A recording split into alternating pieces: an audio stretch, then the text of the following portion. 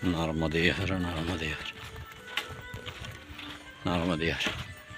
आज प्रातः स्नान संध्या ध्यान आदि करने के पश्चात महर्षि च्यवन ऋषि के आश्रम से हम आज प्रस्थान कर चुके हैं। अभी हम निर्जन चल रहे हैं। निर्जन वन से हमें बड़ेल जाना है। यह बड़ेल जाने का रास्ता है। बहुत सारे परिक्रमावासी साथ में चल रहे हैं, पीछे भी आ रहे हैं। माँ की स्तुति वंदना गान अपने रेडियो में सुनते हुए और माँ के नाम का चिंतन, स्वरूप का चिंतन करते हुए और हर एक कदम परिक्रमा के लिए आगे बढ़ रहे हैं। नर्मदे हर। देखिए, नर्मदे हर के जय घोष से यह आकाशमंडल गुंजायमान हो रहा है। ये निर्जन वन है। इस निर्जन वन में मनुष्य को छोड़ के सभी प्राणी रहते हैं, तो इसीलिए अंधेरे में परिक्रमावासी नहीं निकलते। प्रातः सूर्योदय के पश्चात निकलते हैं, जिससे कि परस्पर में किसी के कार्य के लिए व्यवधान नहीं हो, जंगल में रहने वाले प्राणियों को कोई तकलीफ नहीं हो और हमें भी राह चलने में निर्भयता प्रतीत हो। तो नर्मदे त्वदीय पाद पंकजं नमामि देवी नर्मदे। आज इस वर्तमान परिस्थिति में जंगल ढूंढने से नहीं मिलता है, किंतु यहाँ आज भी वर्तमान में इतना घना जंगल है कि आप सोच नहीं सकते। अब आगे भी इस जंगल से भी 10 गुना घने जंगल से हमें जाना है। और जयंती माता मंदिर से आगे हैं, तो माँ के स्मरण के साथ, चिंतन के साथ हम आगे बढ़ रहे हैं। तो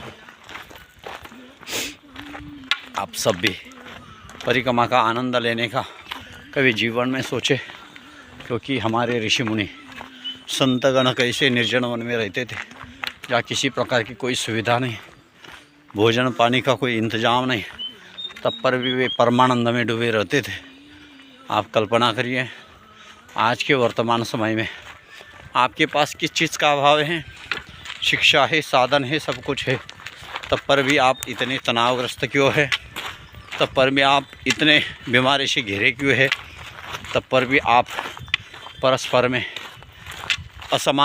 असमंजस्य बना के बैठे हैं।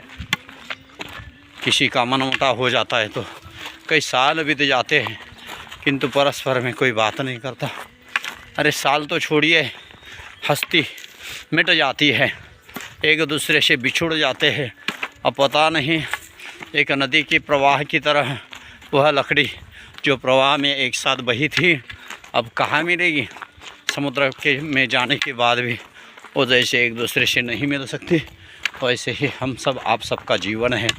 तो विचार करिए, अध्यात्म के साथ, प्रकृति के साथ, ऋषि मुनियों की जो जीवन शैली है, उसके साथ जीने में जो वास्तविक आनंद है, वह वास्तविक आनंद आपको किसी साधन से नहीं मिल सकता। तो देखिए, इतने निर्जन वन में हमारे ऋषि मुनि तप और त्याग के साथ कैसे रहते थे। साधन के अभाव में भी वे प्रसन्न रहते थे। उनके पास इतना ज्ञान का भंडार था कि किसी परिस्थिति में वे विचलित नहीं होते थे। वे हम सब के लिए समाधान खोजते थे, जो क्योंकि सिद्धांत यही कहता है कि जो स्वयं समाधान में नहीं है, जो स्वयं समाधानी नहीं है, जिसके पास समाधान नाम की कोई चीज़ नहीं है, शांति नाम की कोई चीज़ नहीं है, वह दूसरे को समाधान और शांति कैसे दे सकता है? तो अतः हमारे ऋषि मुनि दूरदृष्टि थे। वे अनुसंधान करते रहते थे, हमारी आने वाली पीढ़ी कैसे समस्या से न जूझे और उनके जीवन में अपरिमित शांति हो, किसी रोग का प्रादुर्भाव नहीं हो, कितना भी भयंकर रोग क्यों ना आए, उसका समाधान उनके पास हो, क्योंकि आज जो परिस्थिति है हो सकता है कल नहीं होगी। हम प्रकृति के साथ जी रहे हैं, हो सकता है उनमें सामर्थ्य नहीं होगी, किंतु हमें तो सोचना चाहिए, उनके सिद्धांतों पर चलने का प्रयास करना चाहिए, सत्य को स्वीकार करना चाहिए। बिना सत्य को स्वीकार किए हमारे जीवन में वास्तविक उन्नति नहीं है। जो बहुत ही सीमित काल तक सुख का अनुभव लेने के लिए हम आपाधापी में आज की भाग दौड़ में भाग रहे हैं।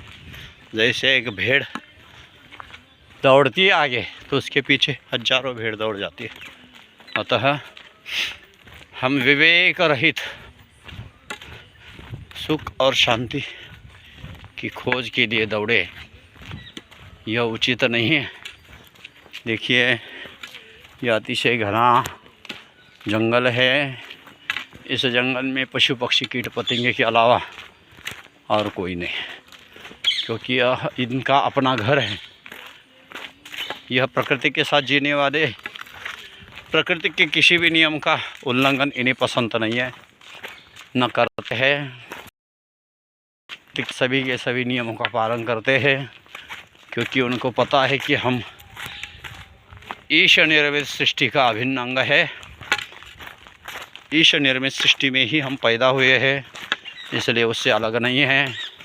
अतः इनको किसी पाठशाला में सीखने की आवश्यकता नहीं है, न कोई इन्हें प्रकृति के नियम बता सकता है। किंतु यह बुद्धिमान मनुष्य देखिए, प्रकृति को कुछ भी नहीं मानता, प्रकृति से निरंतर छेड़छाड़ करता रहता है, और प्रकृति का थपेड़ा भी इसको ऐसे मिलता है, किंतु तब पर भी वो समझता है कि नहीं, हम तो इस पर भी, ये जो थपेड़ा मिला इस पर भी हम बहुत ही बड़ा अनुसंधान करके और बहुत कुछ प्राप्त करने वाले। तो यह तो बड़ी मूर्खता है प्रकृति के साथ जीना, क्योंकि प्रकृति क्या है?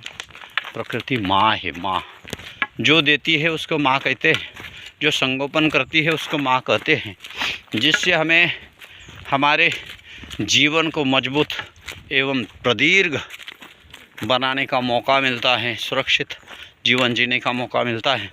उसे माँ नहीं कहे तो और क्या कहें, क्योंकि यह वनौषधि, फल, पुष्प, पत्ते सब कुछ अपना सर्वस्व हमारे जीवन को अमृतमय बनाने के लिए समर्पित है। अतः यह प्रकृति हमारी माँ नहीं तो क्या है, बताइए।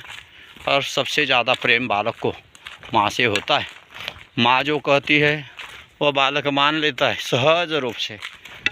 बाहर के कोई व्यक्ति उस बालक को 1000 बार कहे, वो बात जो बालक सहज रूप से नहीं मान सकता, किंतु माँ ने यदि एक बार कह दिया तो मानता है। ऐसा अटूट नाता माँ और बेटे का होता है, वैसे यह प्रकृति माँ है। माँ तो हम सबका मंगल हो, कल्याण हो। नर्मदे हर, नर्मदे हर, नर्मदे हर।